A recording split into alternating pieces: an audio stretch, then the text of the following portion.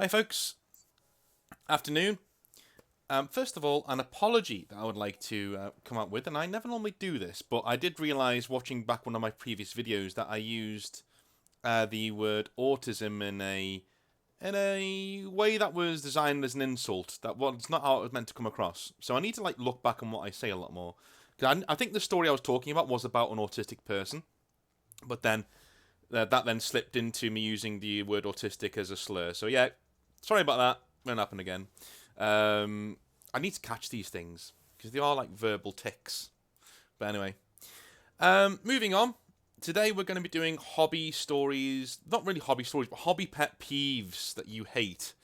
I asked for this on the server, and you guys have been giving me some very, very, very cool things. Mostly related to the lore. I thought we'd get a lot of bitching about different people in 40k and then different people who were in the hobby.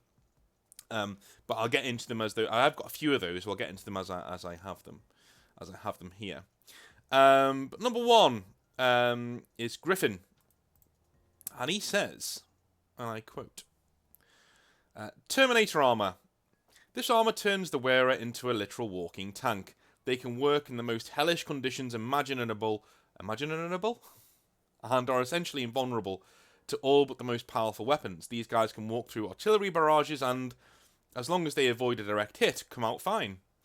They have an entire buildings dropped on them, and they were able to dig their way out with no actual damage. In the lore, whenever an Astartes shows up in Terminator armor, it is depicted as terrifying and requiring desperate fighting to overcome, unless you are a gene stealer. If a gene stealer comes upon somebody in Terminator armor, then they tear through their armor like wet paper. This annoys me so much that somebody wearing the most hardcore armor in the grimdark future is undone by a bug with rather sharp claws. You expect me to believe that a guy who can walk through literal hellfire is going down to an overgrown cockroach? Realistically, gene stealers should be all but useless against Terminator armor. I understand that the lore reflects the tabletop to a degree, but it still annoys me. Anyway, thank you for coming to my TED Talk. Okay, thanks, Griffin. So, yes, there is a big, rather large disparity about what the capabilities of certain people and weapons and armor are in the lore compared to what they are in the game. As a Grey Knight player, listen, I feel your pain. Let me I will get into that in a second, but in terms of in this, yeah, it'd be very easy for them to just replace the Terminator armor-wielding combatant with somebody in normal power armor that you could get along with. You know, the Gene Stealers are actually tearing through them. But in the game, Gene Stealers actually have a hell of a lot of attacks and are able to take down Terminators in the actual game. So, to be honest, the lore actually reflects what happens in the game in terms of, what the hell goes on in the game. So, one thing I really do hate is, yes, Grey Knights in the lore. So, Grey Knights in the lore are one of the most overpowered things you can actually have. And don't talk to me about Matt Ward, by the way. That's a load of bullshit. Even in the brand new Grey Knight... don't. Even in the brand new Grey Knight Codex that's come out, I've read it cover to cover several times. I love the Codex. It's very well balanced. It's one of the nicest codexes you can have because it gives you can create some really nasty lists, but you can also create some pretty fluffy lists, and I quite like that. But the lore of the Grey Knights in this makes them out to be these hardened guys who genuinely, the way they come across, one Grey Knight could take on one Custodes, and it would be a very, very close fight. And that's incredible. Considering how overpowered Custodes are in the lore, that is incredible.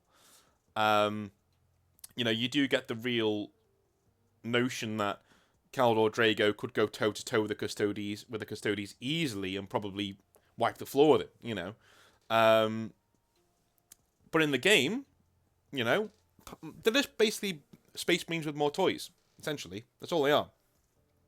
Normal Space Marines with more toys. With more cool weapons, cooler bits of war gear, things like that.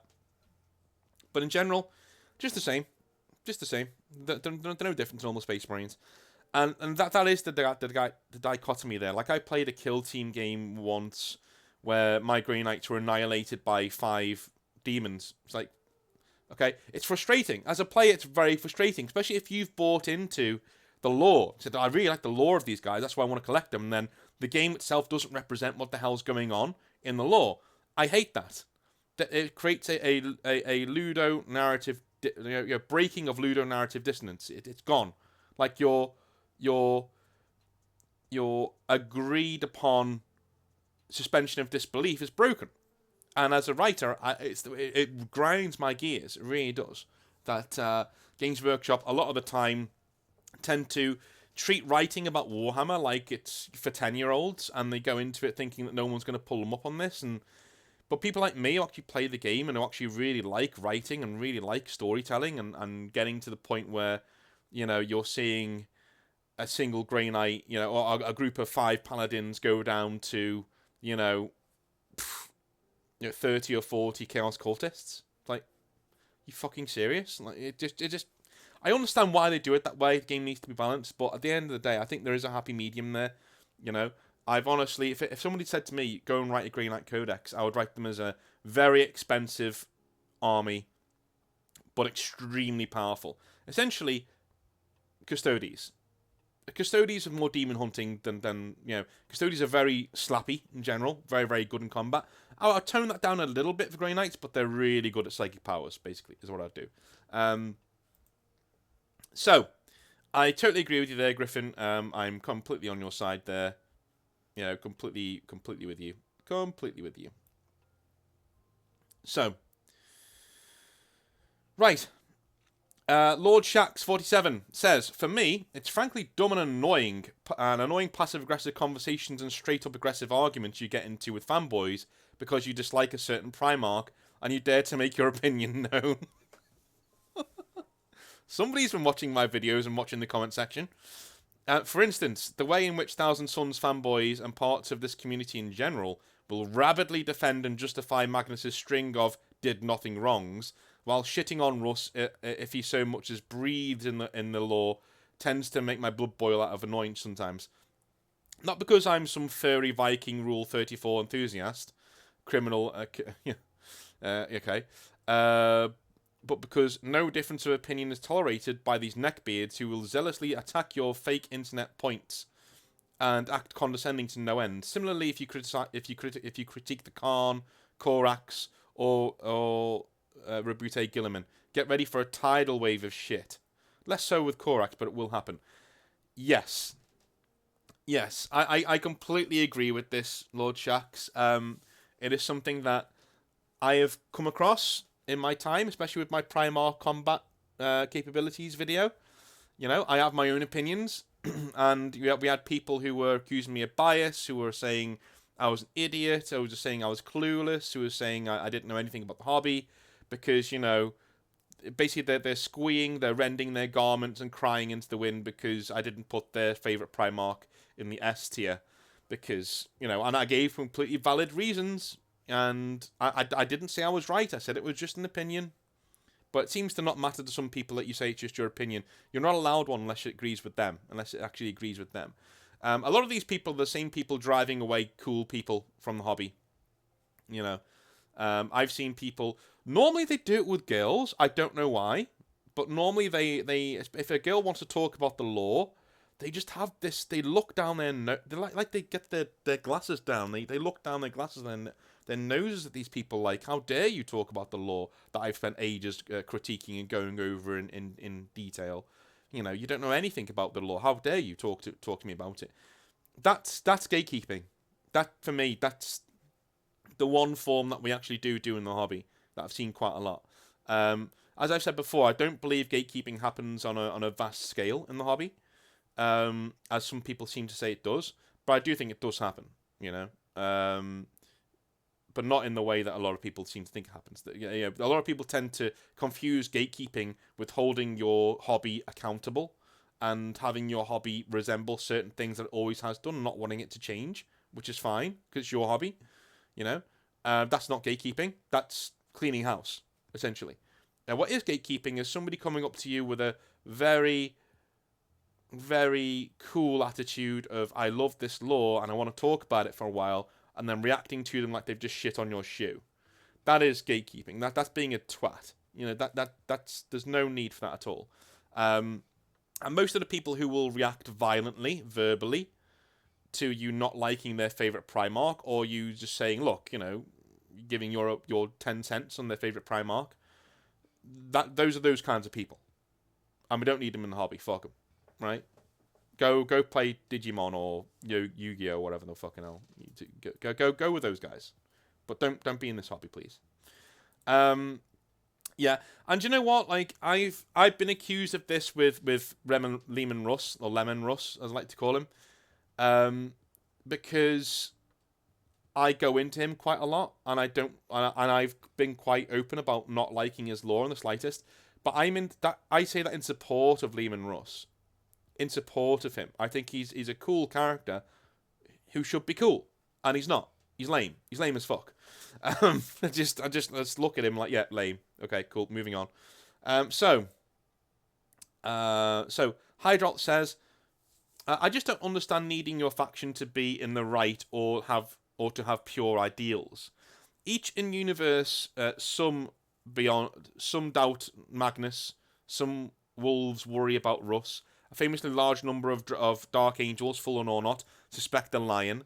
This is an easy way for a writer to evoke ambiguity and subjectivity. Lovely stuff. Somebody's done a bit of writing. It's way more interesting to critique a faction character ideal anyway, even if you think they're right, quote unquote.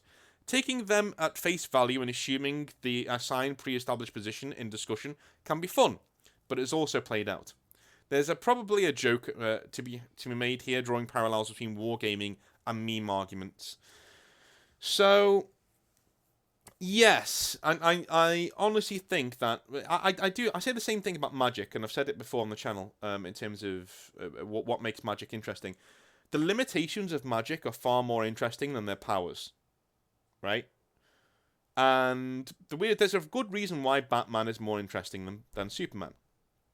Okay, because Batman has flaws, right? He has certain things that he doesn't win all of the time. He has certain flaws. He has certain relatable characteristics that you can latch onto, whereas Superman really doesn't. He's an alien, right? At the end of the day, and so if I was ever going to write a Superman movie, for example, Superman wouldn't be the main character. He'd be out there, over there somewhere. The same as the main problem with Hitman 47 movies is that Agent 47 is always the main character. He shouldn't be the main character. You should, if you're going to do a Hitman 47 movie, it should be something like No Country for Old Men, right? But Anton Chigurh his place is taken by Agent 47, right? That's how you do a Hitman movie, because he can't be the main character because you can't relate to him. You can't. You can when he's in a video game because he's a blank slate and you're playing as him. But in an actual movie, you can't. And it's the same thing with Warhammer 40,000. I'm in exactly the same position in that, the fact that, I really love. I wrote a lot of chapters back in the day for stores and for other people who didn't trust Rabute Gilliman when he was resurrected. And I had a lot of backlash towards that. People didn't like it. People said, no, I don't like that work. Please rewrite it, please. And I said, no, look, don't pay me then. Don't pay me for the commission work. Take it and do what you will with it. But a lot of people looked at that and said, yes, I want my Emperor-loving Space Marines to look at this Return Primarch with some suspicion. Like, who the fuck are you? Why are you standing up all of a sudden? Like, why are you here? Okay? I love that. I don't like the fact that a lot of the people who had problems with the way that Gilliman was resurrected was because it seemed like a lot of things were happening for the convenience of the plot. Because Games Workshop needed them to happen, not because it made sense within the lore. There were ways to go about resurrecting Rabute Gilliman without breaking your own lore to fit, right? You could put square pegs in square holes, essentially. And I get what Hydrault's saying here, in that, yeah, some Thousand Suns doubt Magnus, some Mauls worry about Russ, yep, and a famously large portion of Dark Angels suspect the Lion as well. Yes, it's really good to have the ambiguous sign over it, because when you get payoff, like when Lionel Johnson says to Conrad Kurz, loyalty is its own reward, when you get a payoff like that, it means more. It means more to you, because you've been going through all of the suspicion so far. Lovely stuff. Really good point. So, So, Judas Lom says, the Primarchs are fucking cool and all, but one of my pet peeves is that there's a huge focus on them. There's a lot more characters to focus on. The problem is that the Primarchs are thrust into the forefront by GW so much that the War Bosses, Phoenix Lords, Overlords, and everyone else are simply overshadowed. Yeah, that is a problem with Warhammer in general. I'm afraid, even in 40k rather than 30k, it is a problem. Yes, that's the issue. That is the issue. But we're talking about a power curve here. We're talking about the relative power of certain individuals within Warhammer 40,000. The Primarchs are always supposed to be the best of the best of the best. Nothing was supposed to be able to kill them apart from another Primarch or the Emperor himself. So I can totally understand why, as an Orc player with cool War Bosses, or Phoenix Lords, as an Eldar player, or Overlords, as a Necron player, you're going to be upset. Because nothing is projected as an issue for a Primarch, right? They should be able to just mow through some of them. Especially like the Avatar of Cain has been used so many times as a barometer to power. You know someone's quite powerful when they just beat up an Avatar of Cain and, they kill him. That sort of thing. And I completely get that. Games Workshop back the Space Marines, don't they? The Space Marines are the Games Workshop model. But that is also because the Space Marines are a very, very, very fun, stable army for newcomers. And that is a genius thing of the Warhammer 40,000 aesthetic and the Warhammer 40,000 way that everything is geared towards recruitment. And I've said this many times. Every single thing in Warhammer 40,000 is geared towards getting more players to play the hobby first time. And the beginner army are Space Marines. And so they receive the most love, they receive the most cool, quote-unquote, things. And I completely understand why Games Workshop are doing it, but I also understand people like you, Judas, who, obviously collect something that is not Space Marine-centric, who are like, yeah, they're cool, but, like, can't we not have a bit of love our way? I think the War of the Beast did a lot for that, for Orcs, because the Beast was just so massive and cool. And there's more than one of him, which is just incredible and hilarious. And even then, it took a Primarch sacrificing themselves in Vulcan to get rid of the cunt. So, like, it's not like we're going in for Primarch beats everything hands down. But I do agree with what you're saying. Space Marine centric things can be rather annoying going forwards, and I completely understand what you mean. So, just changing tack for a minute, I wanted to do hobby pet peeves, right? So, kits with really frustrating extra build steps. Alright. I think I saw this. So, Action, thank you for sending this in. But I think I've seen this in an article somewhere. I swear I have done. But anyway. There you go. I just wanted to share this from an article that I just read. Okay, fair enough. Kits with really frustrating extra build steps. Right, it's a long one, so I'm going to have a swig of my tea first.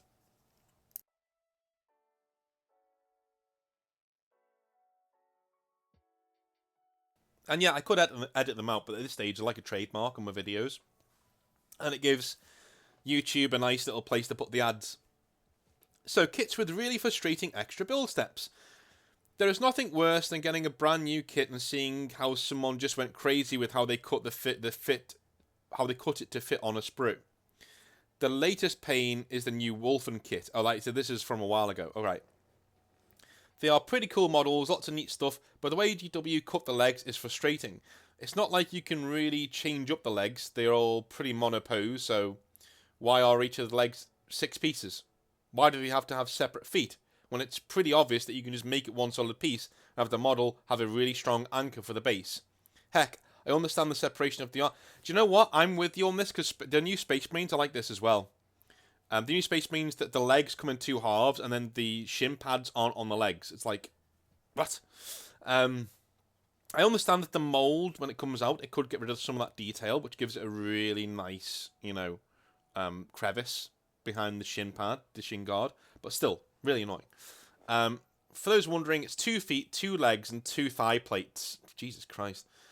Yes, to make your leader, you have an extra thigh plate, but you don't have to have those options with all 5 guys. Okay, the kit isn't as frustrating as the Storm Surge with its random extra broken apart chest pieces. This could have been 2 pieces instead of 4 plus, but no, GW wants to make their kit a bit more fancy. The other hated model maker is those dang infinity models. Why does the bike model have tiny little handlebars? Why aren't they separate? Why is this still in metal? Okay. Completely with you on that one, and I think I've gone into why. Yeah, I get why they do it with a certain model, because you don't want to lose that hidden detail in the model. But yes, incredibly annoying. Not drilling out your barrels. Okay, this person sent 2. Okay, I understand it can be a big pain in the ass, but when I see guns without their needed bullet holes, it drives me crazy. I even drill out holes in metal models clients send to me. I find it to be the easiest thing to do, and it helps create a true 3D experience with the kit. It's the only thing that makes me like the older kits that were originally based on pewter and metal material. They normally had the barrels pre-indented to look like they were, an actual gun barrel. Nothing breaks the whole fake realism of a model when I don't see those dang bullet holes not being drilled out. So, I can go one of 2 ways in this one. If I have a drill bit, then fine. I'll drill out the models. But if I don't lose sleep over it. It's not a huge thing for me. I understand what people are saying when they say, "Oh yes, it's horrible," and I hate seeing it. But at the end of the day, they're not your models, so meh. Like other people can do with their models what they want. And I don't tend to have a lot of bolters in my army, which is probably why I don't see this a lot. I have mainly swords and things. But, yeah, I completely get what you're saying, in that it takes away from the 3D aspect of the model. But at the same time, it's such a tiny nitpick that I just... One thing that really grinds my gears is when I see somebody... I'm not going to mention names, Pete the Wargamer. But when I see somebody online doing conversions that are really cool... But instead of just telling you, hey, you glue this to this, you glue this to this, you glue this to this, they're getting this metal wire and they're attaching it to different parts of the model that don't need metal wire. You don't need to put a metal wire on a sword bit to attach it to a sword. Just glue it on, and it stays there. If it's got one little bit of super glue, it stays there. It doesn't come off. You don't need metal wire. You don't need to drill a tiny metal drill bit into the hilt of a sword, so that you can put another tiny metal bit there, so that you can stick the sword onto that so it's more stable. No, you don't need to do that. You're showing off. You're just showing off. That is pointless busy work, and you're making people do pointless busy work. Stop doing that. Stop it. Right? I even saw him once attach a model to the base with a metal bit. Why? Just glue it to the fucking base like everyone else. It doesn't need a metal bit. What are you doing? That's what the glue is for. You just glue it to the fucking base. And fucking... Anyway, going off of that, it just annoys me. I get the sense of showing off, and it just really annoys me. So, right, Isengate, nice name, says, Space Marine wank. I don't really mind it in the novels because it's there to be cool, which is fine. My issue is when people use various examples to construct arguments a Space Marine can sprint at 70 miles an hour, bench press battle tanks, and face tank cannon shot head on. Especially when these people get salty over Marines getting vaporized by melters, or when other factions get the plot juice. Yeah, alright, yeah, I'm with you on this one. There are those people out there who think that Space Marines are the be-all, end-all of the hobby, and that they should win every single battle that they're in. Of course they shouldn't. The law should back up, the rule should back up what happens in the law, essentially. Because what's the value of one without the other? There isn't. So you need to link them up. And this is why I had made that Grey Knight argument before. The rule should back up the law. Which is why the Emperor should never have a model, in my opinion. But anyway, Space Marine wank, yes, I get this. People tend to really overestimate what Space Marines are capable of. Yes. And those same people get really annoyed if one Space Marine dies in a tabletop game. Yes. Does annoy me. Really, really irritates me. We got another guy here called Angry Red Chair, who says, Blood Ravens. One of the worst things that I hate is people who confuse Blood Ravens and Blood Angels. I'm a Blood Angels player, and the amount of times somebody's come up to me and told me that my Blood Ravens are painted wrong really fucking irks me. Yeah, okay, yeah, I completely get that.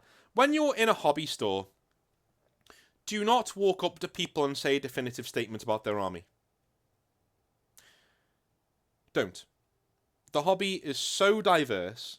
There are so many different cool ideas running around in it.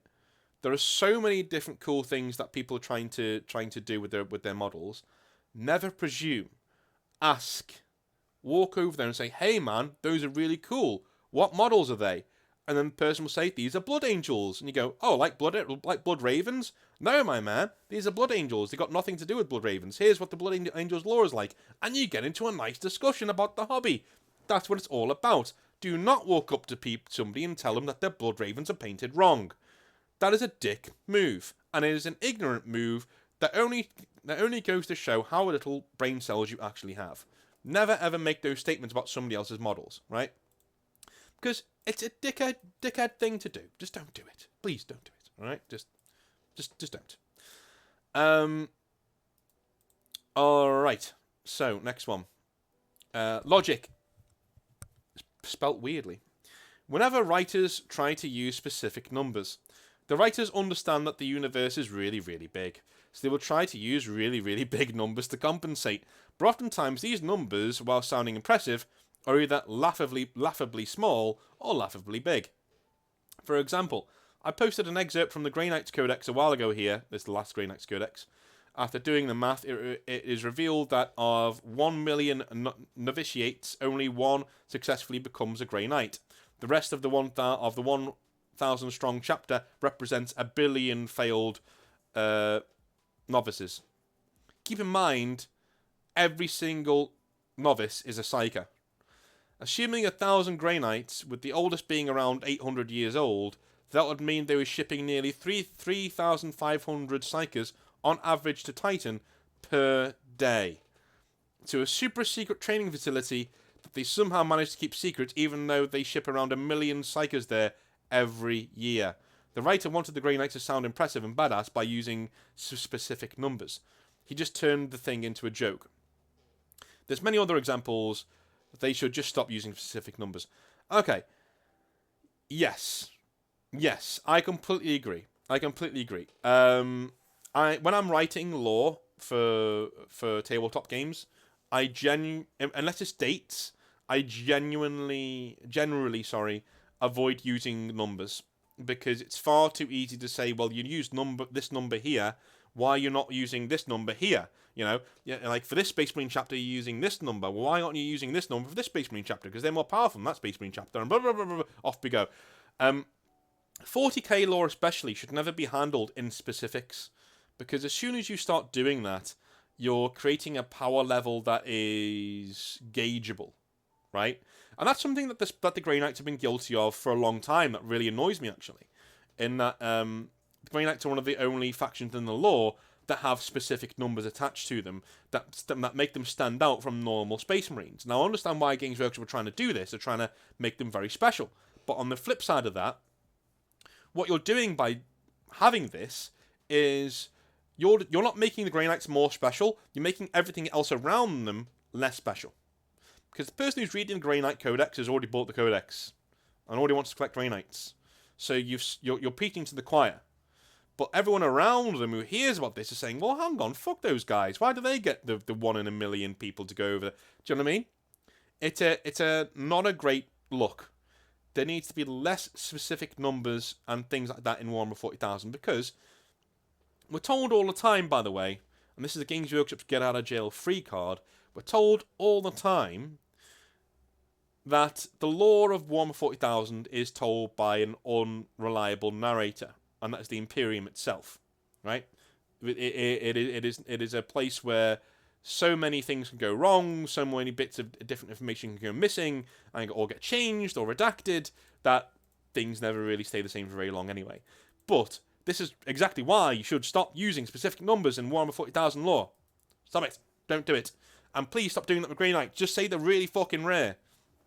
That's all you need to say. These guys, really fucking rare. You don't.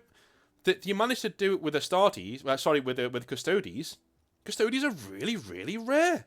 Like, no one really knows how those guys come about or how those guys are treated as so, precious, right?